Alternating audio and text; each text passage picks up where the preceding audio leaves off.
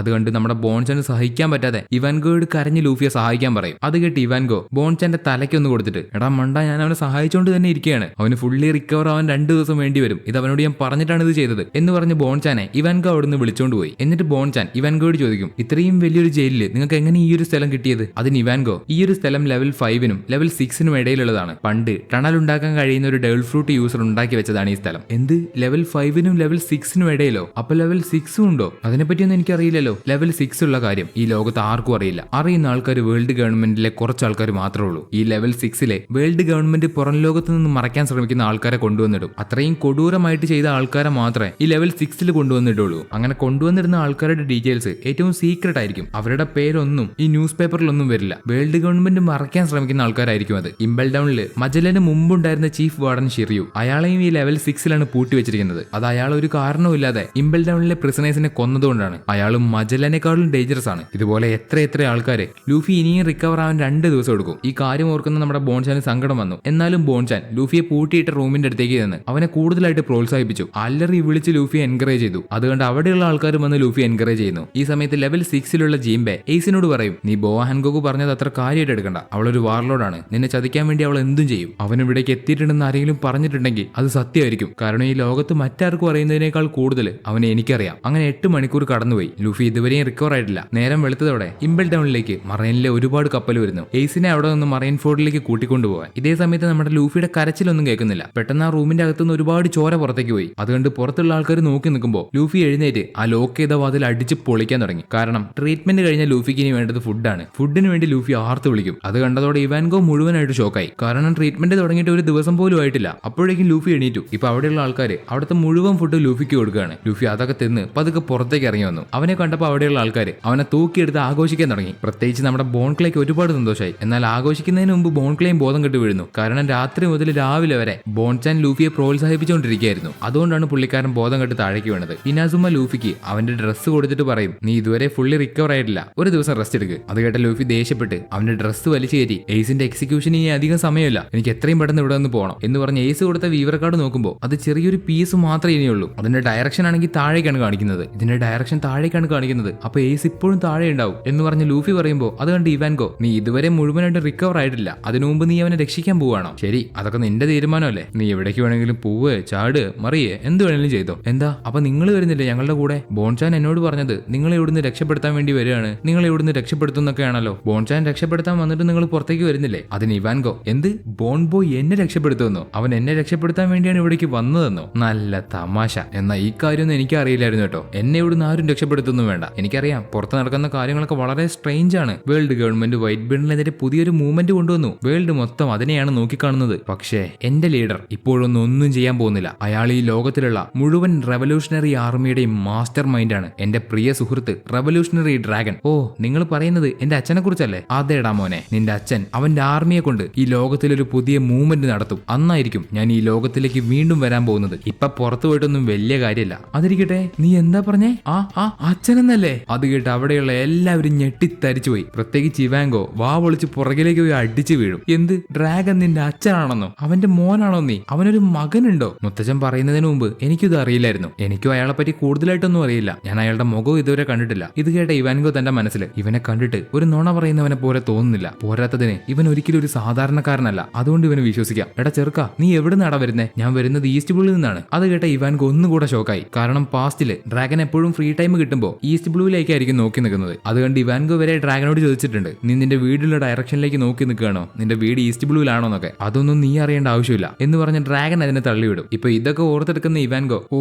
അപ്പൊ straw boy ഡ്രാഗന്റെ മകനാണെങ്കിൽ അതിനർത്ഥം ഇനാസുമ അവരെപ്പോഴാണ് ace ബോയെ ഇവിടെ നിന്ന് കൊണ്ടുപോകാൻ പോകുന്നതെന്ന് വേഗം പോയി ചെക്ക് ചെയ്യേ. നമുക്ക് ഇനി ഒരുപാട് സമയമില്ല. വീവർ കാർഡ് കാണിച്ചത് പ്രകാരമാണെങ്കിൽ അവൻ ഇപ്പോഴും താഴെയുണ്ട്. ഞാൻ ഉടനെ തന്നെ സ്ട്രോ ബോയുടെ കൂടെ ലെവൽ 6ലേക്ക് പോവാണ്. അത് കേട്ട ലൂഫിക്ക് അവിടെ സന്തോഷമായി. ഇപ്പൊ താഴേക്ക് പോകുന്നതിന് മുമ്പ് ഇവാൻഗോ ഒരുപാട് കാര്യം ചിന്തിച്ചു കൂട്ടും. സ്ട്രോ ബോയ് ഡ്രാഗന്റെ മകനാണെങ്കിൽ അപ്പൊ ഏസും ഡ്രാഗന്റെ മകനല്ലേ? ഇനി അതുകൊണ്ടായിരിക്കും വേൾഡ് ഗവൺമെന്റ് ഏസിനെ പിടിച്ചത്? ഇല്ല, അതൊരിക്കലും നടക്കാൻ പോകുന്നില്ല. വൈറ്റ് ബീഡിന്റെയും ഡ്രാഗന്റെയും കൂടെ വേൾഡ് ഗവൺമെന്റ് ഒരിക്കലും ഒരുമിച്ച് ഫൈറ്റ് ചെയ്യാൻ പോകുന്നില്ല. വേൾഡ് ഗവൺമെന്റിന് മറ്റെന്തോ പദ്ധതിയുണ്ട്. ഇനി ചിലപ്പോൾ ഇതായിരിക്കോ എനിക്ക് പുറത്തേക്ക് പോകേണ്ട വലിയ മൂവ്മെന്റ്. ഇങ്ങനെ ചിന്തിക്കുന്ന ഇവാൻഗോ, സ്ട്രോ ബോയ്, ഇനിയും നിന്റെ ജന്മരഹസ്യമൊന്നും നീ മറ്റൊരാളോട് പോയി പറയാൻ നിൽക്കണ്ട. ഞാൻ നിന്റെ അച്ഛന്റെ ഒരു അടുത്ത ഫ്രണ്ടാണ്. അതുപോലെ റവല്യൂഷണറി ആർമിയുടെ ഫസ്റ്റ് കമാൻഡറും. നിന്നെ സഹായിക്കേണ്ടത് എന്റെ കടമയാണ്. എന്റെ ചങ്ങാതിയുടെ ഫ്രണ്ടിനെ എന്റെ കൺമുമ്പിൽ വെച്ച് മരിക്കാൻ ഞാൻ ഒരിക്കലും സമ്മതിക്കില്ല. അതുകൊണ്ട് അതുകൊണ്ട് എല്ലാവരോടും പോയി പറയാം നമ്മൾ എയ്സിന് വേണ്ടി പോരാട്ടം തുടങ്ങിയെന്ന്. അത് കേട്ട എല്ലാവരും ഇവാൻഗോ പറഞ്ഞത് അനുസരിക്കുകയാണ്. അപ്പൊ നമ്മുടെ ലൂഫി അലറി വിളിച്ച് എയ്സ് ഞാൻ നിന്നെ രക്ഷിക്കാൻ വരുന്നുണ്ടാ എന്ന് പറഞ്ഞ് തീർന്നതും പെട്ടെന്ന് തന്നെ ലൂഫി ബോധം കെട്ട് വീണു. അപ്പൊ ലൂഫിയുടെ കണ്ടീഷൻ എന്താണെന്ന് ഇവാൻഗോ നോക്കുമ്പോൾ ലൂഫിക്ക് എനർജി ഇല്ല. കാരണം അത്രയും വലിയൊരു ട്രീറ്റ്മെന്റ് ആണ് ലൂഫിക്ക് ചെയ്തത്. അതുകൊണ്ട് ഇവാൻഗോ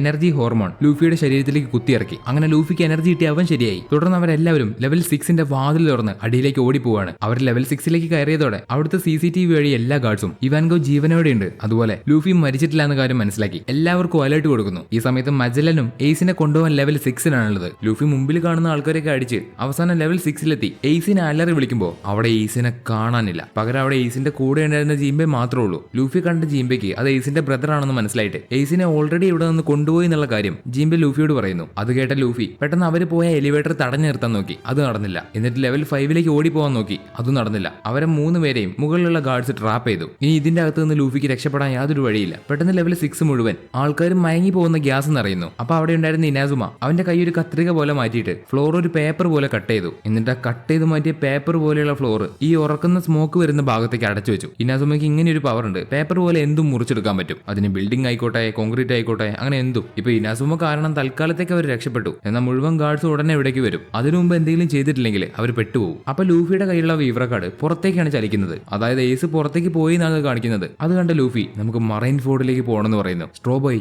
മറൈൻ ഫോർഡ് എന്താണെന്ന് നിനക്കറിയോ? അവിടേക്ക് ഒരിക്കലും നമുക്ക് പോകാൻ പറ്റില്ല, അത്രയും ഡേഞ്ചറസ് ആയിട്ടുള്ള ഒരു സ്ഥലമാണ് മറൈൻ ഫോർഡ്. അത് കേട്ട ലൂഫി ആവട്ടെ ഞാനിപ്പോ വിട്ടുകൊടുത്താൽ എന്റെ ജീവിതകാലം മുഴുവൻ ഞാൻ അത് ഓർത്ത് വേദനിക്കേണ്ടി വരും. അത് കേട്ട ഇവാൻഗോ 2 അടി പുറകിലേക്ക് മാറി എന്ന് ഷോക്കാവാണ്. കാരണം ലൂഫി പറയുന്നത് ഡ്രാഗൻ പറയുന്നത് പോലെ ഇവാൻഗോയ്ക്ക് തോന്നി. ഡ്രാഗൻ ഒരുപാട് പ്രാവശ്യം ഇവാൻഗോയോട് ഇത് പറഞ്ഞിട്ടുണ്ട്. അപ്പൊ ഇനാസുമ പറയും അതിരിക്കട്ടെ, ആദ്യം നമ്മൾ ഈ ഫ്ലോർ വിട്ട് എങ്ങനെ പോകുമെന്ന് പറയാം. അപ്പൊ അവരുടെ തൊട്ടപ്പുറത്തുള്ള ജയിലിന്റെ അകത്ത് നിന്ന് ആലോചിച്ചിരിക്കുന്നു.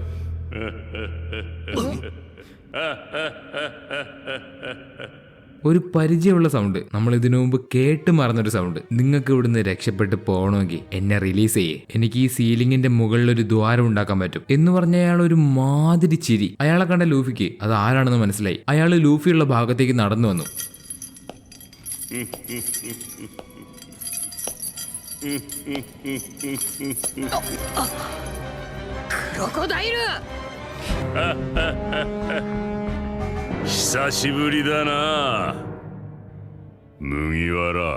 ഇപ്പൊ മനസ്സിലായില്ലേ ആരാണെന്ന്? The one and only sir crocodile. Straw hat, ഒരുപാട് നാളായല്ലോ ഇങ്ങനെയൊന്ന് കണ്ടിട്ട്. ഇവിടെ നിന്ന് പുറത്തേക്ക് വരാൻ എനിക്കൊരു പ്രത്യേകിച്ച് ഒരു കാരണമില്ലായിരുന്നു. എന്നാൽ ഇപ്പൊ വൈറ്റ് ബിയർഡും വേൾഡ് ഗവൺമെന്റും തമ്മിലൊരു വാർ നടത്താൻ പോവല്ലേ. അപ്പൊ ഇതാണ് എനിക്ക് പറ്റിയ ചാൻസ്, ആ കിഴവനെ താഴെ ഇടാൻ. എന്റെ പവർ യൂസ് ചെയ്ത് എനിക്കും നിനക്കും പുറത്തേക്ക് എത്താം. എന്താ എന്റെയും നിന്റെയും കാര്യം നടക്കുമല്ലോ. അത് കേട്ട നമ്മുടെ ലൂഫിക്ക് ദേഷ്യം വന്നു. നീ വിവിയോടും അവളുടെ രാജ്യത്തോടും ചെയ്തതൊന്നും ഞാൻ മറന്നിട്ടില്ല, മനസ്സിലായോ? എന്താ സ്ട്രോ ഹാറ്റ് നീ പറയുന്നേ? എനിക്കിനി ആ രാജ്യമൊന്നും വേണ്ട, അതിനോടുള്ള മുഴുവൻ ഇൻട്രസ്റ്റും എനിക്ക് പോയി. അപ്പൊ അവിടേക്ക് ഇവാൻഗോ വന്ന് സ്ട്രോബോയ് നമുക്ക് ഇവനെ റിലീസ് ചെയ്യാം, ഇവന്റെ പവർ നമുക്ക് എന്തായാലും ഉപകാരപ്പെടും. എന്ത് ഇവാച്ചാൻ, നിങ്ങൾക്ക് ഇവൻ ആരാണെന്ന് അറിയോ? സ്ട്രോബോയ് നിനക്ക് ഇവിടെ നിന്ന് പോണ്ടേ, നിനക്ക് നേവി ഹെഡ്ക്വാർട്ടേഴ്സ് വരെ എത്തണമെങ്കിൽ ഇവന്റെ ആവശ്യം ഉണ്ടാവും. അത് കേട്ട ക്രോക്കഡൈല് ഇവാൻഗോ എന്നൊരു മൊരണ്ട സൗണ്ടിൽ വിളിക്കും. ഓ ക്രോക്കോബോയ്, ഒരുപാട് നാളായല്ലോ കണ്ടിട്ട്. അപ്പൊ നിങ്ങൾ രണ്ടാളും തമ്മിൽ പരിചയമുണ്ടോ? പരിചയം ഉണ്ടോന്നോ? പണ്ട് ഇവന്റെ ചെറുപ്പകാലത്ത് വെച്ച് ഞാൻ ഇവനെ പരിചയപ്പെട്ടതാ. പിന്നെ നീ പേടിക്കൊന്നും വേണ്ട സ്ട്രോബോയ്, ഇവനെങ്ങാനും നമ്മളെ ചതിക്കാൻ നോക്കിയാ ഇവനെ മടക്കി പിടിക്കാനുള്ള കാര്യങ്ങളൊക്കെ എനിക്കറിയാം. ഇവനെ എനിക്കും വിശ്വാസമൊന്നും ഇല്ല, എന്നാൽ ഇവന്റെ വീക്ക്നെസ് എന്താണെന്ന് എനിക്കറിയാം. ക്രോക്കോബോയ് അതെന്താന്ന് ഞാൻ ഇവിടെ വെച്ച് പറയട്ടെ, നിന്റെ ആ സീക്രട്ട് എന്താന്ന് ഞാൻ ഇവിടെ വെച്ച് പൊട്ടിക്കട്ടെ. ഇനി അങ്ങനെയല്ല, അത് പറയണ്ടെന്നുണ്ടെങ്കിൽ മര്യാദയ്ക്ക് ഞാൻ പറയുന്നത് കേട്ട് നല്ല കുട്ടിയായിട്ടിരിക്കണം, മനസ്സിലായോ? ഇത് കേട്ട ക്രോക്കഡൈലാണെങ്കിൽ ഒന്നും മിണ്ടുന്നില്ല. അപ്പോ ക്രോക്കഡൈലിന്റെ കാര്യം ഏകദേശം സെറ്റാണ്. ഈ സമയത്ത് പെട്ടെന്ന് അവരോട് എന്നെയും തുറന്നു വിടണേ എന്ന് പറഞ്ഞ് ജീംബെ, എന്നെയും നിങ്ങളുടെ കൂടെ കൊണ്ടുപോകും, എനിക്കും നിങ്ങളെ സഹായിക്കാൻ പറ്റും. എയ്സിനെ എനിക്ക് കുറെ കാലമായിട്ട് അറിയാം. വൈറ്റ് ബിയറിന്റെ ക്രൂവിൽ എന്നാണോ എയ്സ് ചേർന്നത് അന്ന് മുതൽ എനിക്ക് എയ്സിനെ അറിയാം. ഞാൻ ഇവിടെ ജയിലിലായതുപോലും ഈ വാർ തടഞ്ഞു നിർത്താൻ വേണ്ടിയാണ്. അതുകൊണ്ട് എനിക്ക് എയ്സിനെ രക്ഷിക്കണം പ്ലീസ് എന്ന് പറഞ്ഞ് ജീംബെ പറയുന്നത് കേട്ട് ലൂഫി എന്നാ ശരി അവനെയും തുറന്നുവിട്. അങ്ങനെ ഇനാസുമ ക്രോക്കഡൈലിനെയും ജീംബെയും അവന്റെ പവർ യൂസ് ചെയ്ത് റിലീസ് ചെയ്തു. ശേഷം അവിടേക്ക് ഒരുപാട് ഗാർഡ്സ് ഇവരെ അറ്റാക്ക് ചെയ്യാൻ വേണ്ടി ഓടി വരുന്നു. അവർ വന്ന് നോക്കുമ്പോൾ ലൂഫി ഒന്നും കാണാനില്ല. അപ്പൊ അവരോട് ആ സെല്ലിന്റെ അകത്തുണ്ടായിരുന്ന ഒരാൾ പറയും സ്ട്രോ ഹാറ്റ് അവന്റെ കൂടെ ഉണ്ടായിരുന്ന ആൾക്കാരൊക്കെ അവിടുന്ന് രക്ഷപ്പെട്ടു. ഇത് പെട്ടെന്ന് മജലനോട് എന്ന് പറയും. അതുപോലെ അവനോട് ഒരു കാര്യം കൂടെ പറയണം, എനിക്ക് അവനെ സഹായിക്കണമെന്ന്. ഇയാളാണ് മജലന് മുമ്പുണ്ടായിരുന്ന ചീഫ് വാർഡൻ ഷിറിയു. ഇതേ സമയത്ത് ഇവാൻഗോ അവരുടെ ടീമായിട്ട് ലെവൽ 5-ലാണ്. നമ്മുടെ ലൂഫി, ക്രോക്കോഡൈൽ, ജീൻബെ അവർ ഓൾറെഡി മുകളിലേക്ക് ഓടിക്കഴിഞ്ഞു. ഇതറിയുന്ന ഇവാൻഗോ അവളുടെ ടീമിനെയും വിളിച്ച് പെട്ടെന്ന് ലൂഫിയുടെ പുറകെ പോകുന്നു. ഇപ്പൊ നമ്മുടെ ലൂഫി, ജീൻബെ, ക്രോക്കോഡൈൽ ഇവരെല്ലാവരും ഓടി വന്ന് ലെവൽ 4ന്റെ എൻട്രൻസ് ഗേറ്റിലേക്ക് എത്തി. അപ്പോൾ ആ ഗേറ്റ് തകർക്കുന്നത് ക്രോക്കോഡൈലാണ്. തകർത്ത് കഴിയുമ്പോൾ അതിന്റെ അപ്പുറത്താവട്ടെ ഒരുപാട് ഗാർഡ്സ്. പിന്നെ പറയണ്ടല്ലോ, ഇനിയാണ് അടി. ക്രോക്കോഡൈൽ അവന്റെ പവർ യൂസ് ചെയ്ത് ഒരുമാതിരി അടി. നമ്മുടെ ലൂഫി അവന്റെ ഗാറ്റ്ലിംഗ് യൂസ് ചെയ്തിട്ടാണ് അടി. അതുപോലെ പുതിയതായിട്ട് വന്ന ജീൻബെ ഫിഷ്മാൻ കാരാട്ടെ എന്ന് പറയുന്ന ഒരു പവർ യൂസ് ചെയ്തിട്ടാണ് ഫൈറ്റ് ചെയ്യുന്നത്. സംഭവം ജീൻബെ അടിപൊളിയാണ്, നല്ലതുപോലെ ഫൈറ്റ് ചെയ്യുന്നുണ്ട്. അങ്ങനെ അവർ 3 പേരും അവിടെയുള്ള ഗാർഡ്സിന് മുഴുവൻ നിരത്തി അടിച്ച് താഴെ ഇട്ടു. ഇനി നമ്മുടെ കാണാതായ ബഗ്ഗി, മിസ്റ്റർ 3 ഇവർ 3 പേര് എവിടെയാണെന്ന് വെച്ചാൽ ലെവൽ 2-ൽ ഒളിച്ചിരിക്കുകയാണ്. അവിടെയുള്ള ബീസ്റ്റ് കാണാതെ മിസ്റ്റർ 3യുടെ വാക്സ് യൂസ് ചെയ്ത്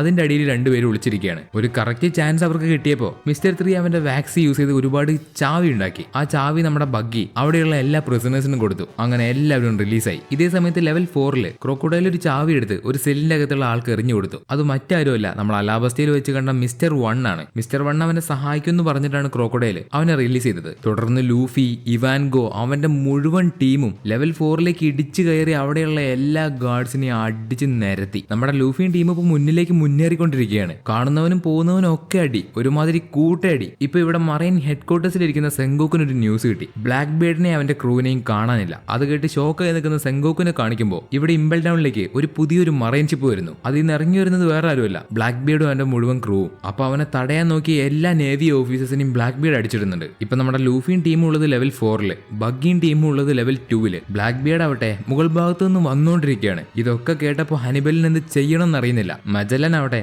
അവന്റെ പവർ യൂസ് ചെയ്ത് ഒരുപാട് പ്രിസണേഴ്സിനെ താഴെ ഇടുന്നുണ്ട്. അതുപോലെ എൻട്രൻസിന്റെ അവിടെയൊക്കെ ഒരുപാട് പോയിസൺ ആക്കി വെച്ചു. എന്നിട്ട് മജലൻ അവന്റെ മുഴുവൻ ഫോഴ്സിനെയും ലെവൽ 4-ലേക്ക് അയക്കാൻ പറഞ്ഞു. അതുപോലെ ലെവൽ 6-ലുള്ള ഷിറിയുവിനെ തുറന്നുവിടാനും ആവശ്യപ്പെട്ടു. ഷിറിയുവിനെ തുറന്നുവിടുന്ന അത്രയും ഡേഞ്ചറസ് ആയിട്ടുള്ള കാര്യമാണ്. എന്നാൽ ഇപ്പൊ നടക്കുന്ന ഈ ഒരു സാഹചര്യത്തിൽ ഷിറിയുവിനെ പുറത്തേക്ക് തുറന്നുവിടാതെ പറ്റില്ല. അതുകൊണ്ട് മജലൻ ഷിറിയുവിനെ തുറന്നുവിടാനുള്ള ആ ഓർഡർ കൊടുത്തു. ഷിറിയുവിനെ തുറന്നുവിട്ടതിന് ശേഷം ട്രാൻസ്പോണ്ടർ സ്നെയിൽ വഴി മജലൻ ഷിറിയുവിനോട് പറയും, ഇവിടുത്തെ മറ്റുള്ള കാര്യങ്ങളൊക്കെ ഞാൻ നോക്കിക്കോളാം, നീ ഇപ്പൊ തൽക്കാലം ബ്ലാക്ക് ബീർഡിനെ മാത്രം നോക്കിയാൽ മതി, അവനെ ഞാൻ നിനക്ക് വിട്ടു തന്നിരിക്കുന്നു. അങ്ങനെ അവിടുത്തെ ഗാർഡ്സ് ഷിറിയുവിന് അവന്റെ വാള് കൊടുത്തു. ഉടനെ ഷിറിയു എന്ത് ചെയ്യുമെന്ന് വെച്ചാൽ അവന് വാള് കൊടുത്ത ആ ഗാർഡ്സിനെ തന്നെ വെട്ടി താഴെ ഇട്ടു. ബ്ലേഡിന്റെ മൂർച്ച നോക്കിയതാണത്രേ. ഇവിടെ നമ്മുടെ ലൂഫിയും ടീമും എല്ലാത്തിനെയും അടിച്ച് ലെവൽ 3-യുടെ എൻട്രൻസിന്റെ അവിടെ എത്തിയത് തുറന്നു. അപ്പോൾ ഒരു കൂട്ടം ഗാർഡ്സും ഒപ്പം ലൂഫിയും ടീമിനെയും തടയാൻ വൈസ് വാർഡൻ ഹനിബലും. അങ്ങനെ ഹനിബലും ലൂഫിയും തമ്മിൽ ഫൈറ്റ് ചെയ്യുന്നു. ലൂഫി അവന്റെ ഗിയർ ട്രീ യൂസ് ചെയ്ത് ഹനിബലിനെ അടിച്ച് താഴെ ഇടുന്നുണ്ടെങ്കിലും ഹനിബൽ വീണ്ടും വീണ്ടും എഴുന്നേറ്റ് ലൂഫിയെ തടയാൻ ശ്രമിക്കുകയാണ്. ഈ സമയത്ത് തന്നെ മജലൻ ലെവൽ 4-ലേക്ക് ഓടി വരുന്നുണ്ട്. അപ്പൊ ലൂഫി ഹനിബലിനെ തോൽപ്പിക്കാൻ നോക്കിക്കൊണ്ടിരിക്കുകയാണ്. അപ്പോഴാണ് പെട്ടെന്ന് മെയിൻ എൻട്രൻസിന്റെ അവിടെ നിന്ന് ഒരു കറുത്ത പോക. ബ്ലാക്ക് ബിയർഡും അവന്റെ ടീമും. ബ്ലാക്ക് ബിയർഡ് വന്ന ഉടനെ ഹനിബലിനെ ചവിട്ടി തീർത്തു. അപ്പൊ ബ്ലാക്ക് ബിയർഡിനെ കാണുന്ന ലൂഫിക്ക് അവൻ ആരാണെന്ന് മനസ്സിലായി. പണ്ട് അവനെ ജയ ഐലൻഡിൽ വെച്ച് കണ്ട അവൻ തന്നെയാണ് ഇവൻ. അതുപോലെ ഈസിന് ഇത്രയും വലിയ മരണക്കുഴിയിലേക്ക് പിടിച്ചു കൊടുത്തത് ഇവനാണ്. ഇതൊക്കെ ഓർത്ത് ദേഷ്യം വരുന്ന ലൂഫി ഗിയർ ട്രീ യൂസ് ചെയ്ത് ബ്ലാക്ക് ബിയർഡിന് ഒരേ ഒരു പഞ്ച്. ബ്ലാക്ക് ബിയർഡ് പുറകിലേക്ക് പോയി അടിച്ചു വീണു. എന്നാൽ വീണ്ടും എഴുന്നേറ്റ് വന്ന ബ്ലാക്ക് ബിയർഡ് അവന്റെ ഡാർക്ക്നെസ് യൂസ് ചെയ്ത് ലൂഫിയെ വലിച്ചെടുത്തു. എന്നിട്ട് നിലത്തേക്കിട്ട ഒരു ഒറ്റയടി. എന്നിട്ട് അവർ വീണ്ടും ഫൈറ്റ് ചെയ്യുന്നതിന് മുമ്പ് ജീംബെ ലൂഫിയെ പെട്ടെന്ന് പിടിച്ചു പറ്റിയിട്ട് പറയും, സ്ട്രോ ഹാറ്റ്, ഇതൊരിക്കലും ഫൈറ്റ് ചെയ്യാനുള്ള സമയമല്ല, നമുക്കിപ്പോ ഏറ്റവും പ്രധാനപ്പെട്ടവൻ എയ്സ് ആണ്. ബ്ലാക്ക് ബിയർഡിന് അവനെ കൊല്ലാനൊന്നും പറ്റിയിട്ടില്ലല്ലോ, അതുകൊണ്ട് ഇവനെ വിട്ടിട്ട് നമുക്ക് ഇവിടെ നിന്ന് പോവാം. അപ്പൊ നമ്മുടെ ക്രോക്കോഡൈൽ ബ്ലാക്ക് ബിയർഡിനെ നോക്കി, നീ ഒരു വാർലോഡ് ആണെന്നല്ലേ പറഞ്ഞേ, പിന്നെന്താ മറൈൻ ഫോർഡിൽ ഇരിക്കാതെ ഇവിടേക്ക് വന്നത്? അതൊക്കെ എന്റെ പ്ലാനിന്റെ ഭാഗമാണടാ, അതൊക്കെ നിനക്ക് വഴിയെ മനസ്സിലാവും എന്ന് പറഞ്ഞ ബ്ലാക്ക് ബിയർഡ് അത് കേട്ട ക്രോക്കോഡൈലും പ്രത്യേകിച്ചൊന്നും കാര്യമാക്കി എടുത്തില്ല. അതിനു മുമ്പേ അവിടേക്ക് മജലൻ എത്തി. മജലൻ വന്നാൽ അറിയാലോ പോയിസം കൊണ്ടൊരു ആറാട്ടാണ്. അതുകൊണ്ട് ഇപ്പൊ തൽക്കാലത്തേക്ക് നമ്മുടെ ലൂഫി ബ്ലാക്ക് ബിയർഡിന്റെ കൂടെ ഫൈറ്റ് ചെയ്തേ അവിടെ നിന്ന് പുറത്തേക്ക് പോവാണ്. അതുപോലെ ബ്ലാക്ക് ബിയർഡ് ഉള്ളിലേക്ക് കയറി വരുന്ന ബ്ലാക്ക് ബിയർഡും മജലനും നേർക്ക് നേരെ കണ്ടുമുട്ടി. അപ്പം മജലൻ ഒന്നും നോക്കിയില്ല, പോയിസൺ യൂസ് ചെയ്ത് ബ്ലാക്ക് ബിയർഡിനെ അവന്റെ ക്രൂവിനെയും കുളിപ്പിച്ചു. എന്നിട്ട് അവരെ അവിടെ വിട്ടിട്ട് മജലൻ ലൂഫിയുടെ പുറകെ പോവാണ്. ഇപ്പൊ ഓടിപ്പോയിക്കൊണ്ടിരിക്കുമ്പോൾ ലൂഫിയോട് ജീംബെ, നമുക്ക് എത്രയും പെട്ടെന്ന് പുറത്തേക്ക് എത്തണം, പുറത്ത് ഒരുപാട് നേവി ഷിപ്സ് ഉണ്ടാവും, അതിലേതെങ്കിലും ഒന്ന് യൂസ് ചെയ്ത് നമുക്ക് ഇവിടുന്ന് രക്ഷപ്പെടാം എന്നിങ്ങനെ ജീംബെ പറയുമ്പോൾ എയ്സിന്റെ എക്സിക്യൂഷന് ഇനി വെറും 4 മണിക്കൂർ മാത്രമേ ബാക്കിയുള്ളൂ എന്ന് റിമൈനിങ് കാണിക്കുന്നുണ്ട്. ഇപ്പൊ ഓടി വരുന്ന ലൂഫിയും ടീമും ലെവൽ 2-ലേക്ക് കയറി. പക്ഷേ ഇവാൻഗോ മാത്രം പുറകെ വരുന്ന മജലനെ തടയാൻ അവിടെ നിൽക്കുന്നു. അപ്പൊ ലൂഫിയും ടീമും ലെവൽ 2-ലേക്ക് എത്തി. അവരവിടെ നോക്കുമ്പോൾ അവിടെയുള്ള എല്ലാ ജയിലും ഓപ്പൺ ആണ്. അവിടുത്തെ ആൾക്കാരെ മുഴുവൻ ആരോ തുറന്നു വിട്ടിട്ടുണ്ട്. അത് വേറെ ആരുമല്ല, നമ്മുടെ ബഗ്ഗിയും മിസ്റ്റർ 3യും ആണ്. ലെവൽ 3-ൽ ഇവാൻഗോ മജലിന്റെ കൂടെ ഫൈറ്റ് ചെയ്യുന്നുണ്ട്. ആ ഫൈറ്റിൽ കുറച്ചേരെ ഇവാൻഗോ പിടിച്ചു നിന്നെങ്കിലും പിന്നെ ഇവാൻഗോക്ക് എന്ത് സംഭവിച്ചു എന്ന് കാണിക്കുന്നില്ല. മജലൻ മാത്രം പുറത്തേക്ക് ഇറങ്ങി വന്നു. നമ്മുടെ ലൂഫിയും ടീമും ലെവൽ 2 കഴിഞ്ഞപ്പോൾ ലെവൽ 1-ലേക്ക് എത്തി. അവിടെയാണ് നമ്മുടെ ബഗ്ഗിയും മിസ്റ്റർ 3യും ബാക്കിയുള്ള എല്ലാ ജയിൽ പുള്ളികളും ഉള്ളത്. ബഗ്ഗിയെയും മിസ്റ്റർ 3യെയും കണ്ട ബോൺചാൻ, നീ ഞങ്ങളെ ചതിച്ചിട്ട് ഓടിക്കളഞ്ഞില്ലേടാ നാറി എന്ന് പറഞ്ഞ ഒരു മാതിരി ചവിട്ട്. ആ സമയത്താണ് ലെവൽ 1-ലേക്ക് മജലൻ വരുന്നത്. താഴെ ഇവാൻഗോയും കൂടെ തടയാൻ നിന്ന ഇനാസുമയും പോയിസൺ ഏറ്റ് വീണു. ലെവൽ 1-ലെത്തിയ മജലൻ നിന്നെ വിടില്ലടാ എന്ന് പറഞ്ഞ് ലൂഫി അറ്റാക്ക് ചെയ്യുന്നു. എന്നാൽ ആ ഒരു അറ്റാക്ക് പെട്ടെന്ന് മിസ്റ്റർ 3 അവന്റെ വാക്സ് യൂസ് ചെയ്ത് തടഞ്ഞു നിർത്തുകയാണ്. മിസ്റ്റർ 3യുടെ വാക്സിന് ഇരുമ്പിന്റെ എത്ര പവർ ഉണ്ട്. ശേഷം മിസ്റ്റർ 3 നമ്മുടെ ലൂഫിക്ക് ഫൈറ്റ് ചെയ്യാൻ വേണ്ടി അവന്റെ കയ്യിൽ ബോക്സിംഗിന്റെ ഗ്ലൗസും അതുപോലെ കാലുകൊണ്ട് ചവിട്ടാൻ 2 എക്സ്റ്റൻഷനും കൊടുത്തു. ഇതുകൊണ്ട് ലൂഫി ഫൈറ്റ് ചെയ്യുമ്പോൾ മജല്ലന്റെ പോയിസൺ ലൂഫിയുടെ കയ്യിലാവില്ല.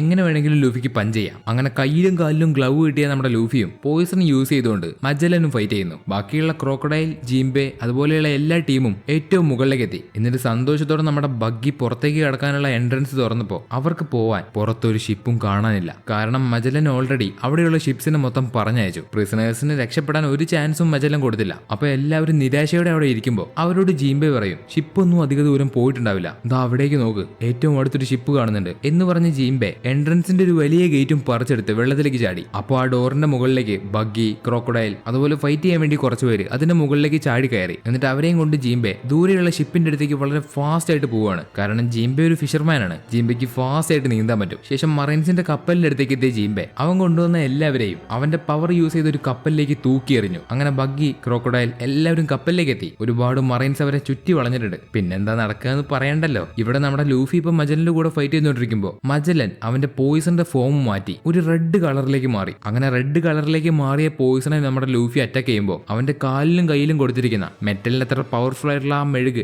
കുറച്ച് സെക്കൻഡ് കൊണ്ട് ഉരുകി പോകുന്നു. അത് കണ്ട് ഇവിടെ ഇനി നിന്നിട്ട് കാര്യമില്ലെന്ന് മനസ്സിലാക്കുന്ന നമ്മുടെ ലൂഫി മിസ്റ്റർ 3നെയും വിളിച്ച് അവിടെ നിന്ന് തിരിഞ്ഞോടുകയാണ്. ഇവിടെ കപ്പലില് ജീംബേഡിയും ക്രോക്കഡൈലിന്റെയും ടീം അതിലെ മറൈൻസിനൊക്കെ അറ്റാക്ക് ചെയ്ത് കപ്പൽ കയ്യേറി. അങ്ങനെ അവർക്ക് കപ്പൽ കിട്ടി. ഇനി അവിടെയുള്ള ആൾക്കാർ മുഴുവൻ കപ്പലിലേക്ക് കയറണം. അപ്പൊ മുകളിലേക്ക് മജലനും കയറി വരുന്നുണ്ട്. അവിടെയാണ് എല്ലാ ആൾക്കാരും ഉള്ളത്. പെട്ടെന്ന് അവിടേക്ക് തല വലുതാക്കി ഇവാൻഗോ വന്നു. ഇവാൻഗോയുടെ കയ്യിൽ പോയിസൺ ആയിട്ട് ഇനാസുമയുണ്ട്. ഇപ്പൊ അവരുടെ അടുത്തേക്ക് വെറി കൊണ്ട മജലൻ ഓടി വരികയാണ്. അവർക്കാണെങ്കിൽ കടലിലേക്ക് എടുത്തിയാടി നീന്താനും പറ്റില്ല. കാരണം കാമ്പൽറ്റ് ആണ്, സീക്കിങ്സ് ഉണ്ടാവും. അത് അവർ വന്ന് അറ്റാക്ക് ചെയ്യും. ഇപ്പൊ രണ്ട് ഭാഗത്തും അവർക്ക് പ്രശ്നമാണ്. ഒരു ഭാഗത്ത് മജലൻ, മറ്റൊരു ഭാഗത്ത് കടല്. ഇനി എന്ത് ചെയ്യുമെന്ന് ആലോചിച്ച് നിൽക്കുമ്പോൾ എല്ലാവരും പെട്ടെന്ന് ഇവാൻഗോയുടെ തലയിലേക്ക് കയറി. അപ്പൊ അവരെ മജലൻ അറ്റാക്ക് ചെയ്യാൻ വേണ്ടി അടുത്തേക്ക് എത്തി. പെട്ടെന്ന് ഇവാൻഗോ തന്റെ തല യൂസ് ചെയ്ത് മുമ്പിലേക്ക് ഒരു ബ്ലോ ഉണ്ടാക്കി. അതിന്റെ ഒരു എഫക്റ്റില് ഇവാൻഗോയുടെ തല പുറകിലേക്ക് തെറിച്ചു പോവാണ്. ഇതെന്താ സംഭവിച്ചെന്ന് ചോദിച്ചാൽ ന്യൂട്ടന്റെ തേർഡിലോ അറിയുന്നവർക്കറിയാം. ഇവാൻഗോ ഒരു വലിയ ഫോഴ്സ് മുമ്പിലേക്ക് യൂസ് ചെയ്തപ്പോൾ പെട്ടെന്ന് ഇവാൻഗോയുടെ തല പുറകിലേക്ക് പോയി. എന്നാൽ ഇവിടെയും പ്രശ്നം തീർന്നിട്ടില്ല. പറന്നു വരുന്ന ഇവാൻഗോ നേരെ വന്ന് വീഴാൻ പോകുന്നത് വെള്ളത്തിലേക്കാണ്. അപ്പൊ നമ്മുടെ ജീംബെ ഒരുപാട് തിമിംഗലത്തിനെ അവന്റെ പവർ യൂസ് ചെയ്ത് വിളിച്ചു വരുത്തി. ജീംബെ ഒരു ഫിഷ്മാൻ ആണല്ലോ. അങ്ങനെ ജീംബെ വിളിച്ചത് കേട്ട് ഒരുപാട് തിമിംഗൽ അവിടേക്ക് വന്നു. അങ്ങനെ വെള്ളത്തിലേക്ക് വീഴാൻ പോകുന്ന ഇവാൻഗോയെ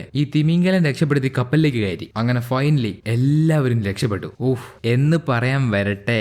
അപ്പം മജലൻ അവിടെ ഉണ്ടായിരുന്ന ബാക്കി നേവി ഷിപ്സിനോട് ഇവരെ അറ്റാക്ക് ചെയ്യാൻ പറഞ്ഞു. അങ്ങനെ ഇവരുടെ പുറകെ നേവി ഷിപ്പ് അറ്റാക്ക് ചെയ്യാൻ വരുന്നുണ്ട്. അത് വലിയ പ്രശ്നമൊന്നുമില്ല, രക്ഷപ്പെട്ട് പോവാം. എന്നാൽ ഏറ്റവും വലിയ പ്രശ്നം ദ ഗേറ്റ് ഓഫ് ജസ്റ്റിസ്. ആ സാധനം തുറക്കണ്ടേ, ആ വലിയ ഗേറ്റ് തുറക്കണ്ടേ. നമ്മൾ എനീസ് ലോബിയിൽ കണ്ട ഗേറ്റ് ഓഫ് ജസ്റ്റിസ് ഇവിടെയുണ്ട്. അത് തുറന്നാൽ മാത്രമേ ഇവർക്ക് മറൈൻ ഹെഡ്ക്വാർട്ടേഴ്സിലേക്ക് എത്താൻ പറ്റുള്ളൂ. ഇപ്പൊ ഈ ഒരു ഗേറ്റ് തുറന്നിട്ടില്ല. ഇത് തുറക്കണമെങ്കിൽ മജലന്റെ ഓർഡർ വേണം. പുറകിലാവട്ടെ ഒരുപാട് നേവി ഷിപ്സ് ഇവരെ അറ്റാക്ക് ചെയ്യുന്നു. ഇങ്ങനെ എന്ത് ചെയ്യും, ഏത് വഴി രക്ഷപ്പെടും എന്നിങ്ങനെ വിചാരിച്ച് നിൽക്കുന്ന ഈ ഒരു സമയത്ത് പതിയെ ഗേറ്റ് ഓഫ് ജസ്റ്റിസ് തുറന്നു വരികയാണ്. മജലന്റെ ഓർഡർ ഇല്ലാതെ ഗേറ്റ് ഓഫ് ജസ്റ്റിസ് തുറക്കാൻ പറ്റില്ല. പക്ഷെ എങ്ങനെ ഈ ഗേറ്റ് തുറന്നു? കപ്പലിലുള്ള എല്ലാവരും അത്ഭുതത്തോടെ നോക്കി നിൽക്കുമ്പോൾ ഇംബൽഡൗണിലുള്ള മജലനും ഇത് വലിയൊരു അടിയാണ്. പെട്ടെന്ന് മജലൻ കൺട്രോൾ റൂമിലേക്ക് ഓടി വരുന്നു. അപ്പൊ ദേ അവിടെ മറ്റൊരു മജലൻ, മൊത്തം 2 മജലൻ. ഇപ്പൊ ഇവിടെ കപ്പലില് ജീംബെ നമ്മുടെ ലൂഫിക്ക് എല്ലാ കാര്യവും പറഞ്ഞു കൊടുത്തു. അത് കേട്ട ലൂഫി ഷോക്കായിട്ട് ഈ പറഞ്ഞതൊക്കെ സത്യമാണോ? അപ്പൊ ബോൺചാൻ എന്ന് പറഞ്ഞ് ലൂഫി പറയുമ്പോ ഇവിടെ ഇംബൽഡൗണിലുള്ള ഒരു മജലൻ അവന്റെ മുഖം പെട്ടെന്ന് ബോൺചാന്റെ രൂപത്തിലേക്ക് മാറ്റി. അതെ, മജലന്റെ രൂപത്തിലേക്ക് മാറിയ ബോൺചാൻ ഗേറ്റ് ഓഫ് ജസ്റ്റിസ് കൊടുക്കാൻ ഓർഡർ കൊടുത്തു. അവൻ ലൂഫിക്ക് വേണ്ടി അവന്റെ ഫ്രണ്ടിന് വേണ്ടി സ്വയം സാക്രിഫൈസ് ചെയ്തു. എന്നിട്ട് ബോൺചാൻ ഒരു കാര്യം കൂടി ചെയ്തു. ആ ഗേറ്റിന്റെ ബട്ടൺസ് ഒരിക്കലും വർക്ക് ആവാതിരിക്കാൻ വേണ്ടി അതും അങ്ങ് ചവിട്ടി പൊട്ടിച്ചു. എന്നിട്ട് ബോൺചാൻ മജലനോട് നീ ലൂഫി ചാനെ തൊടാൻ ഞാൻ ഒരിക്കലും സമ്മതിക്കില്ലടാ. ഇപ്പൊ ഇവിടെ കപ്പലിൽ നമ്മുടെ ലൂഫി ജീംബിയോട് പറയും, എൻട്രൻസിന്റെ അവിടെ വരെ ഞാൻ ബോൺചാനെ കണ്ടതാണല്ലോ, പിന്നെ അയാൾ ഇംബൽഡൗണിൽ നിന്നോ? ഞാൻ ഇവാൻ ചാനെ കണ്ടുമുട്ടിയതിന് കാരണം ബോൺചാനാണ്. അയാൾ കാരണമാണ് നമ്മൾ പുറത്തേക്ക് എത്തിയത്. എന്നിട്ട് അയാളെ കൊണ്ടുപോകാതെ നമ്മൾ ഇവിടുന്ന് പോവുകയാണോ? അതിന് ജീംബെ, നമുക്ക് ഓൾറെഡി ഒരുപാട് ഫ്രണ്ട്സിനെ നഷ്ടപ്പെട്ടു. ഇനിയും നിനക്ക് തിരിച്ചുപോയി മജലിന്റെ കൂടെ ഫൈറ്റ് ചെയ്ത് ബാക്കിയുള്ള ഫ്രണ്ട്സിനെയും കൂടെ നഷ്ടപ്പെടുത്തണോ? സ്ട്രോ ഹാറ്റ്, നമുക്കിനി ടൈമില്ല. ഈ ഗേറ്റ് തുറക്കണമെങ്കിൽ നമുക്കൊരാളെ ആവശ്യമുണ്ടായിരുന്നു എന്ന് പറയുന്ന ജീംബെ നേരത്തെ നടന്ന സംഭവം ആലോചിക്കുന്നു. ഇവരെല്ലാവരും മുകളിലേക്ക് ഓടി വരുന്ന സമയത്ത് ജീംബെയോട് ആ ഗേറ്റ് തുറക്കാന്ന് ബോൺചാനാണ് പറഞ്ഞത്. അത് കേട്ട് ജീംബെ പിന്നെ നീ എന്ത് ചെയ്യുമെന്ന് ചോദിച്ചപ്പോ അതിന് ബോൺചാൻ പറഞ്ഞത് എന്തൊരു അർത്ഥമില്ലാത്ത ചോദ്യമാടാ അത്. അതുപോലെ കാര്യം നടക്കുന്നതിന് മുമ്പ് ലൂഫി ചാനോട് ഒരിക്കലും നീ ഇത് പറയരുത്. ഇപ്പൊ ഈ ഒരു കാര്യം മനസ്സിൽ ഓർത്തെടുക്കുന്ന ജീംബെ അവന്റെ കയ്യിലുണ്ടായിരുന്ന ഒരു ചെറിയ ട്രാൻസ്പോണ്ടർ സ്നെയിൽ ലൂഫിക്ക് നീട്ടി. ഇതിപ്പോ കണക്റ്റഡ് ആണ്, ഈ ഗേറ്റ് ക്ലോസ് ആയ പിന്നെ ഇത് വർക്ക് ചെയ്യില്ല എന്ന് പറഞ്ഞ് ജീംബെ ആ ട്രാൻസ്പോണ്ടർ സ്നെയിൽ ലൂഫിക്ക് കൊടുക്കുന്നു. ഇപ്പൊ ഇവിടെ ഇംബൽഡൗണിൽ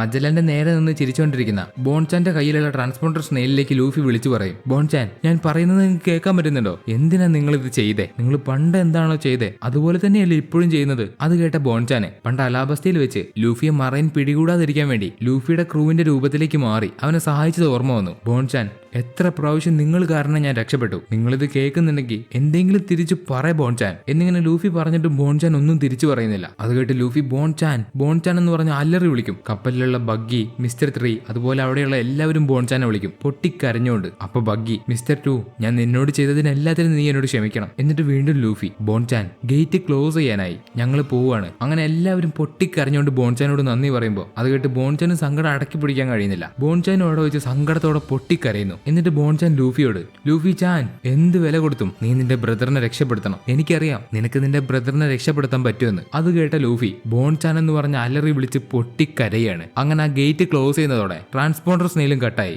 അതിന്റെ കൂടെ ബോൺചാന്റെ ഒരുപാട് ഓർമ്മകൾ. ലൂഫിയുടെ കൂടെ ചിരിച്ചും അവന്റെ കൂടെ ഡാൻസ് ചെയ്തും അവനെ സഹായിച്ചും അവനെ രക്ഷപ്പെടുത്തി നടന്ന ബോൺചാന്റെ ഓർമ്മകൾ. ബോൺചാന്റെ അവസാനത്തെ വാക്ക്, നമ്മൾ ഒരിക്കലും ഇനി ഗുഡ് ബൈ പറയില്ല. അങ്ങനെ ഇംബൽ ഡൗൺ വിട്ട് ലൂഫിയുടെ കപ്പൽ മുന്നോട്ടേക്ക് പോകുന്നു. അപ്പൊ കപ്പലിലുള്ള എല്ലാവരും ബോൺചാൻ, ബോൺ ബോയ്, മിസ്റ്റർ 2 എന്നിങ്ങനെ ബോൺചാനെ വിളിച്ച് വളരെ സങ്കടത്തോടെ കരയുന്നു. ഇപ്പൊ ഇംബൽ ഡൗണിലുള്ള ബോൺചാൻ അറ്റാക്ക് ചെയ്യുന്നതിന് മുമ്പ് മെജലൻ, നിനക്ക് ചാവുന്നതിന് മുമ്പ് എന്തെങ്കിലും പറയാനുണ്ടോടാ? അതിന് ബോൺചാൻ ആവട്ടെ, എനിക്ക് ഇത് തന്നെയായിരുന്നടാ വേണ്ടിയിരുന്നത്. അത് കേട്ട മെജലൻ ബോൺചാൻ അറ്റാക്ക് ചെയ്തു. പിന്നെ അവിടെ എന്ത് സംഭവിച്ചൊന്നും കാണിക്കുന്നില്ല, ഒരേ ഒരു വോയിസ് മാത്രം. കടലിന്റെ അടിത്തട്ടിലുള്ള ലോകത്തിലെ ഏറ്റവും വലിയ ജയിൽ ഇംബൽ ഡൗണിന്റെ അകത്ത് നിന്ന് ഒരുപാട് പ്രിസണേഴ്സ് രക്ഷപ്പെട്ടത് ടോട്ടൽ 241 പ്രിസണേഴ്സ്. പോഡ്ഗസ് ഡി എയ്സിന്റെ പബ്ലിക് എക്സിക്യൂഷന് ഇനി വെറും 4 മണിക്കൂർ മാത്രം. ഇതേ സമയത്ത് ഇവിടെ ഇംബൽ ഡൗണില് മജലന്റെ പോയിസണായിട്ട് ബ്ലാക്ക് ബിയർഡ് പൈററ്റ്സിന് ഷിറിയു ആന്റിഡോട്ട് കൊടുത്തു. അതുകൊണ്ട് മാത്രം അവരെല്ലാവരും രക്ഷപ്പെട്ടു. ഇപ്പൊ ബ്ലാക്ക് ബിയർഡിനെ ഷിറിയു രക്ഷപ്പെടുത്തിയതുകൊണ്ട് ബ്ലാക്ക് ബിയർഡ് തന്റെ ക്രൂവിലേക്ക് ഷിറിയുവിനെ ഇൻവൈറ്റ് ചെയ്യുന്നു. അതോടെ ഷിറിയു ബ്ലാക്ക് ബിയർഡിന്റെ ക്രൂവിലേക്ക് ജോയിൻ ചെയ്തു. ഇപ്പൊ മറൈൻ ഫോർട്ടിലേക്ക് പോയിക്കൊണ്ടിരിക്കുന്ന ലൂഫിക്കും ടീമിനും പ്രത്യേകിച്ച് പ്രശ്നമൊന്നുമില്ല. മജലന്റെ അടുത്ത് നിന്ന് പോയിസൺ അറ്റാക്ക് കിട്ടിയ ഇനാസുമ പതിയെ റിക്കവർ ആയിട്ട് വരുന്നുണ്ട്. ലൂഫിയും മിസ്റ്റർ 3യും അതുപോലെ അവന്റെ കൂടെ കുറച്ചുപേരും ബോൺചാന്റെ വീരസാഹസം പറഞ്ഞ് കരഞ്ഞോണ്ടിരിക്കുകയാണ്. അപ്പൊ അവിടേക്ക് ഒരു ഡ്രിങ്ക് ഒക്കെ ആയിട്ട് ബഗ്ഗി വരുന്നു. നിങ്ങൾ ഇനി എത്ര നേരം അവനെയും വിളിച്ചോണ്ടിരിക്കും? കളഞ്ഞിട്ട് വരാൻ നോക്കടേ.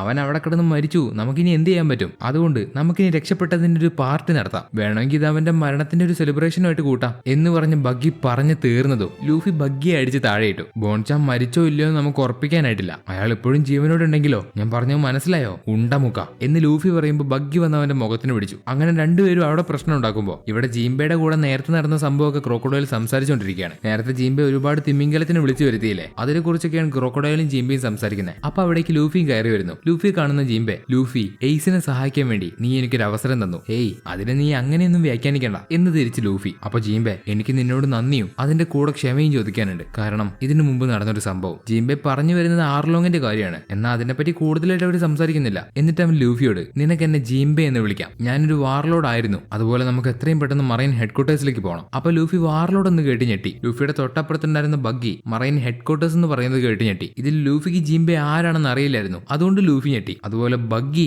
മറൈൻ ഹെഡ്ക്വാർട്ടേഴ്സിലേക്കാണ് ഇവർ പോകുന്നതെന്ന് പറഞ്ഞത് കേട്ടിട്ടാണ് ഞെട്ടിയത്. കാരണം വൈറ്റ് ബിയർഡിനും നേവിക്കും ഇടയിൽ ഒരു വാർ നടക്കാൻ പോവാണല്ലോ, അതിന്റെ ഇടയിലേക്കാണ് ഇവർ പോകുന്നത്. അപ്പൊ ക്രോക്കഡൈല്, നമ്മൾ ഗേറ്റ് ഓഫ് ജസ്റ്റിസ് മറികടന്നു വന്നു, അതിനർത്ഥം നമ്മൾ ഇനി അടുത്തതായിട്ട് പോകേണ്ടത് മറൈൻ ഹെഡ്ക്വാർട്ടേഴ്സിലേക്കോ എനിയസ് ലോബിയിലേക്കോ ആണ്. അത് കേട്ട് കപ്പലുണ്ടായിരുന്ന എല്ലാവരും ഷോക്കായി. അവരിനി ഷോക്കായിട്ട് കാര്യമില്ല, കാരണം അവരിനി എന്തായാലും മറൈൻ ഹെഡ്ക്വാർട്ടേഴ്സിലേക്ക് പോകണം. ഇങ്ങനെ അവർ ഈ കാര്യങ്ങൾ സംസാരിച്ചുകൊണ്ടിരിക്കുമ്പോഴാണ് അവരുടെ ആ കപ്പലിലെ ട്രാൻസ്പോർട്ടേഴ്സിലേക്ക് ആരോ വിളിക്കുന്നത്. അപ്പൊ നമ്മുടെ ലൂഫി വളരെ കൂളായിട്ട് ആ കോൾ എടുത്തു. എന്നിട്ട് ഒട്ടും മടിയില്ലാതെ, എന്റെ പേര് ലൂഫി. അത് കേട്ട് ആ വിളിക്കുന്ന ആൾ പറയും, ഇത് മറൈൻ നേവി ഹെഡ്ക്വാർട്ടേഴ്സിൽ നിന്നാണ്, ആ ഷിപ്പ് രക്ഷപ്പെട്ടു വന്ന ആൾക്കാരുടെ കയ്യിലാണെന്ന് ഞങ്ങൾക്ക് പറയാം. ഇംബൽ ഡൗണിൽ നിന്ന് ഞങ്ങൾക്ക് അതിന്റെ റിപ്പോർട്ട് കിട്ടി. അതുപോലെ അവിടെ നിന്ന് എല്ലാവരും രക്ഷപ്പെടാൻ കാരണം പ്രധാനപ്പെട്ട 2 പേരാണ്. അതിലൊന്ന് പൈററ്റ് സ്ട്രോ ഹാറ്റ് ലൂഫി, മറ്റൊരാൾ പൈററ്റ് ബഗ്ഗി ദ ക്ലൗൺ. അത് കേട്ട ബഗ്ഗി, എന്ത് ഞാനോ? ഞാൻ എന്താടാ ചെയ്തേ? വരുന്നവനും പോകുന്നവനും എന്റെ തലയിലേക്ക് കയറാൻ എന്ന് പറഞ്ഞ് ബഗ്ഗി. എന്നിട്ട് ആ വിളിച്ചോണ്ടിരിക്കുന്ന ആൾക്കാർ തുടരും. ഞങ്ങൾ വിചാരിച്ചു ബഗ്ഗി ഒരു സാധാ പൈററ്റ് ആയിരിക്കുമെന്ന്. എന്നാൽ അങ്ങനെയല്ല, നിങ്ങൾ king of the pirate Gol D റോജറിന്റെ ക്രൂവിൽ ഉണ്ടായിരുന്ന ഒരാളായിരുന്നു. അത് കേട്ട് കപ്പലിലുള്ള എല്ലാവരും ഞെട്ടി. ബഗ്ഗി അവിടെ, ഇതൊക്കെ എന്തിനാടാ ഇവിടെ പറയുന്നേ? എന്നിട്ട് അയാൾ വീണ്ടും പറയും, ഞങ്ങൾക്ക് മറ്റൊരു കാര്യം കൂടെ മനസ്സിലായി, എംപറർ റെഡ് ഹെയർ ഷാങ്സ് നിന്റെ കൂടപ്പറപ്പിനെ പോലെയുള്ള ഒരാളായിരുന്നു എന്ന്. അത് കേട്ട് കപ്പലിലുള്ള ആൾക്കാർ വീണ്ടും ഞെട്ടി. നിങ്ങൾ ഇനി എന്താ ചെയ്യാൻ പോകുന്നത് ഞങ്ങൾക്ക് അറിയില്ല. നിങ്ങൾക്കും ഫയർഫിസ്റ്റ് എയ്സിനും തമ്മിൽ യാതൊരു ബന്ധവുമില്ല. പക്ഷെ നിങ്ങളിപ്പോ സ്ട്രോ ഹാറ്റിന്റെ കൂടെയാണ്, അതുകൊണ്ട് നിങ്ങൾ എന്തിനാണ് ഇവിടേക്ക് വരുന്നതെന്ന് ഞങ്ങൾക്ക് മനസ്സിലായി. പിന്നെ നിങ്ങളുടെ കൂടെ ക്രോക്കോഡൈൽ, ജിംബെ, ഇവാൻഗോ, 200ഓളം രക്ഷപ്പെട്ടു വന്ന ക്രിമിനൽസ്, ഇവരെല്ലാവരും നിങ്ങളുടെ കൂടെയാണെന്ന് ഞങ്ങൾക്കറിയാം. എന്നാൽ ഞങ്ങൾ ഗേറ്റ് ഓഫ് ജസ്റ്റിസ് തുറന്നിട്ടില്ലെങ്കിൽ നിങ്ങൾക്ക് മറൈൻ ഫോർട്ടിലേക്ക് കയറാൻ പറ്റില്ല, ഇവിടുന്ന് തിരിച്ച് പോകാനും പറ്റില്ല. അത് കേട്ട ലൂഫി അല്ലറി വിളിച്ചു പറയും, ഹേയ് നേവി നിക്ക്, ഞാൻ എന്ത് വില കൊടുത്തു എയ്സിനെ രക്ഷപ്പെടുത്തും. അതുപോലെ നീ നിന്റെ ഉരുളക്കിഴങ്ങുകൾ കഴുകി വെച്ച് റെഡി ആയിരുന്നോ ഞങ്ങൾക്ക് വേണ്ടി എന്ന് പറഞ്ഞ് ലൂഫി ആ ഫോൺ കട്ട് ചെയ്തു. അപ്പൊ കപ്പലിലുണ്ടായിരുന്ന മുഴുവൻ ആൾക്കാരും ബഗ്ഗിയോട്, നിങ്ങൾ ശരിക്കും ഗോൾഡി റോജറിന്റെ കപ്പലിലുണ്ടായിരുന്ന മെമ്പറാണോ? റെഡ് ഹെയർ ഷാങ്സ് നിങ്ങളുടെ ബ്രദറെ പോലെയുള്ള ആളാണോ? അങ്ങനെയാണെങ്കിൽ നിങ്ങൾ ശരിക്കും ഞങ്ങളുടെ ഹീറോയാണ് എന്ന് പറഞ്ഞ അവരെല്ലാവരും ബഗ്ഗിയെ പുകഴ്ത്തി അവന് വേണ്ടി ജയ് വിളിക്കാൻ തുടങ്ങും. അപ്പൊ ലൂഫി ബഗ്ഗിയോട് പറയും, ഇതിനെപ്പറ്റി കുറച്ച് ദിവസം മുമ്പ് നിന്റെ വൈസ് ക്യാപ്റ്റൻ എന്നോട് പറഞ്ഞിട്ടുണ്ടായിരുന്നു, അതെനിക്കിപ്പോ ഓർമ്മ വരുന്നുണ്ട്. അത് കേട്ട് ബഗ്ഗി, വൈസ് ക്യാപ്റ്റനോ? ഏത് വൈസ് ക്യാപ്റ്റൻ? അപ്പൊ ലൂഫി, ആ വയസ്സായ മനുഷ്യനല്ലേ റെയ്ലി, അയാള് തന്നെ. എന്ത്, നീ റെയ്ലി സാറിനെ കണ്ടെന്നോ? ഞാൻ വൈസ് ക്യാപ്റ്റൻ ഒരുപാട് മിസ് ചെയ്തു. നീ എവിടെ വെച്ച് അദ്ദേഹത്തെ കണ്ടത്? ഇതൊക്കെ കേട്ട് കപ്പലിലുള്ള ബാക്കിയുള്ള ആൾക്കാര് അവന്മാര് സംസാരിക്കുന്നത് ആരെ പറ്റിയാ നോക്ക്, ഡാർക്കിങ് റെയ്ലിയെ പറ്റി. ഇവരൊക്കെ എത്ര വലിയ ആൾക്കാരാണെന്ന് അറിയോ? ക്യാപ്റ്റൻ ബഗ്ഗി, നിങ്ങൾ എന്തോ വലിയ സംഭവമാണ് എന്ന് ഞങ്ങൾക്കറിയാം എന്ന് പറഞ്ഞ അവിടെയുള്ള ആൾക്കാരൊക്കെ ബഗ്ഗിക്ക് ജയ് വിളിക്കുമ്പോൾ ബഗ്ഗി അവന്റെ മനസ്സിൽ ഒരുപാട് കാര്യം ചിന്തിച്ചു കൂട്ടും. ഈ മണ്ടന്മാരെ വെച്ച് ഒരു വലിയ ക്രൂവിനെ ഉണ്ടാക്കുന്നതും എന്നിട്ട് വൈറ്റ് ബിയർഡിനെ തോൽപ്പിക്കുന്നതും 4 എംബറേഴ്സിൽ ഒരു എംബറായിട്ട് മാറുന്നതൊക്കെ. അപ്പൊ ബഗ്ഗിക്ക് ജയ് വിളിക്കുന്ന ആൾക്കാര്, ക്യാപ്റ്റൻ ബഗ്ഗി, നിങ്ങൾ ഇപ്പൊ ഞങ്ങൾക്ക് ഓർഡർ താ, ഈ കപ്പൽ നമുക്ക് സ്വന്തമാക്കാം, ഈ കപ്പലിൽ നമുക്ക് മോഷ്ടിക്കാം, ഇതിൽ നിങ്ങൾക്കെതിരായിട്ടുള്ള ആൾക്കാരെയൊക്കെ നമുക്ക് തീർക്കാം. അത് കേട്ട് ബഗ്ഗി, എടാ മണ്ടന്മാരെ മിണ്ടാതിരിക്കെ, ഈ കപ്പൽ ഇനി നിർത്താനൊന്നും പറ്റില്ല, അതുകൊണ്ട് നമ്മൾ ഇനി യുദ്ധം നടക്കാൻ പോകുന്ന സ്ഥലത്തേക്കാണ് പോകുന്നത്. അവിടെ വെച്ച് ഇന്ന് ഞാൻ വൈറ്റ് ബിയറിനെ തോൽപ്പിക്കും, അങ്ങനെ ഈ ലോകം ഞാൻ പിടിച്ചടക്കും. അത് കേട്ട് എല്ലാവരും വീണ്ടും ബഗ്ഗിക്ക് ജയ് വിളിച്ച് കൂടുതൽ പ്രശ്നത്തിനൊന്നും പോകുന്നില്ല. അങ്ങനെ പതിയെ അവരുടെ കപ്പൽ മറൈൻ ഹെഡ്ക്വാർട്ടേഴ്സിലേക്ക് പോകുന്നു. ഈ സമയത്ത് മറൈൻ ഹെഡ്ക്വാർട്ടേഴ്സിൽ എല്ലാവരും തയ്യാറായി നിൽക്കുകയാണ്. എയ്സിന്റെ എക്സിക്യൂഷന് ഇനി വെറും 3 മണിക്കൂർ മാത്രമേ ബാക്കിയുള്ളൂ. അതുപോലെ എയ്സിനെ അവർ മറൈൻ ഹെഡ്ക്വാർട്ടേഴ്സിലേക്ക് എത്തിച്ചു.